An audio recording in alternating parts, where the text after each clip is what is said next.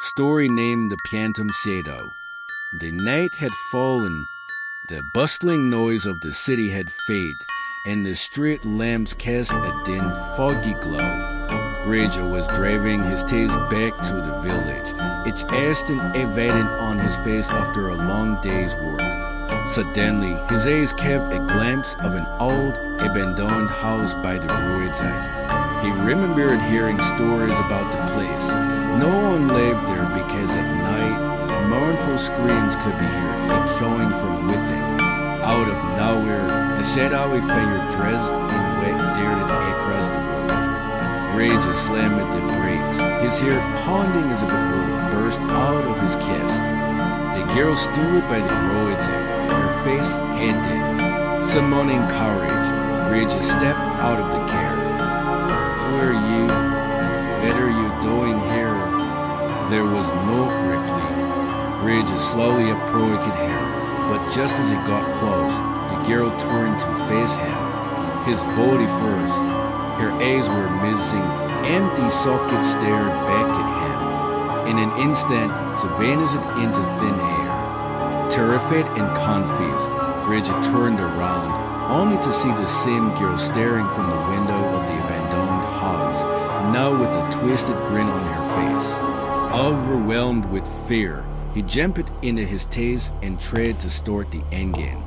As the car roared to life, he glanced at the rear view mirror. The girl was sitting in the back seat.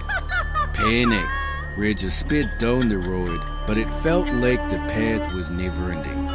Mist and fog swirled around him. Suddenly, a deafening noise shattered the silence.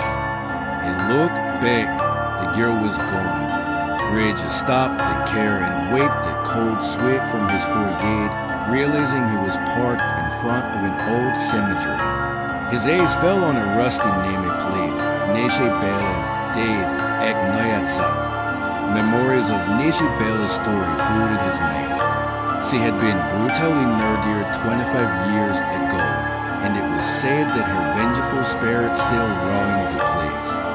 Back in the village, Reggie narrated the horrifying encounter to his friend Melon, a local historian. Melon sensed that the story held some dark secrets, and decided they needed to investigate the house.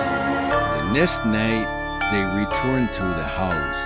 As they pushed the creaky door open, the sound of shattering glass filled the air. Throughout the mist, they saw a shadowy figure moving around. Melon flashed his torch, trying to catch a glimpse, but suddenly felt a cold hand on his shoulder. Running for their lives, they spotted something on the wall, written in blood, "I will return." The following morning, they informed the local police, who conducted a thorough search but found nothing. The authorities dismissed their claims as mere hallucinations. However, strange incidents around the house continued to escalate. At night, eerie voices could be heard, and mournful cries seemed to rise from the ground itself. Determined to uncover the truth, Milan delved into the village records.